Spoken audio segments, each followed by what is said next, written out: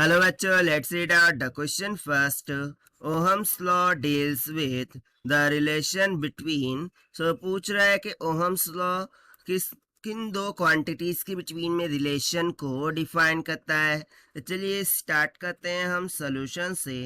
But before of its, let's talk about the key concept which we are going to use here for this question.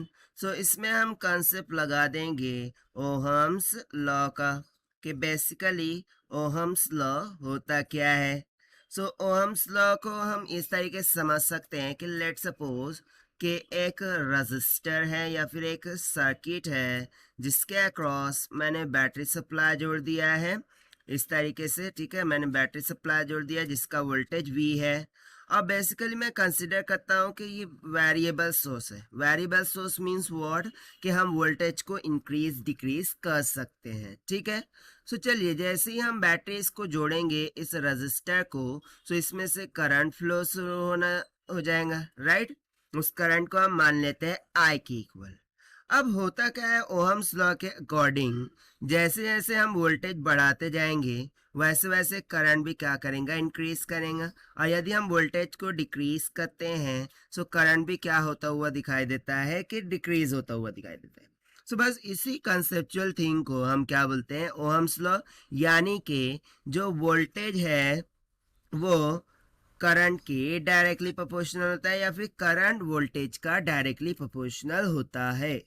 ठीक है, and further इसी law को हम V is equals to I into R इस तरीके से लिख देते हैं, जहां पर R रेजिस्टेंस होती है.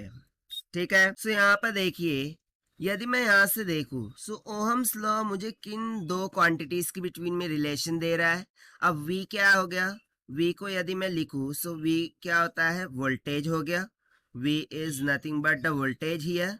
और I क्या है, करंट है. अच्छा, R तो कांस्टेंट है, सो वो कांस्टेंट के बिटवीन में हमें रिलेशन नहीं देता ओहम्स लॉ. ओहम्स लॉ किन के बिटवीन में रिलेशन देता है, हम यहाँ से क्लियरली देख सकते हैं वोल्टेज एंड करंट के बिटवीन में. सो यहाँ से सिंपली हम आंसर लिख सकते हैं, therefore Ohm's law relates potential relates potential difference. Basically voltage को हम क्या बोलते हैं, पोटेंशियल डिफरेंस बोलते हैं, to the current. To the current यानी कि जो भी पोटेंशियल डिफरेंस है वो और करंट के बिटवीन में रिलेशन डिफाइन करता है. और ये हो जाएगा हमारा आंसर जो कि हमने सॉल्व किया by using the concept of Ohm's law.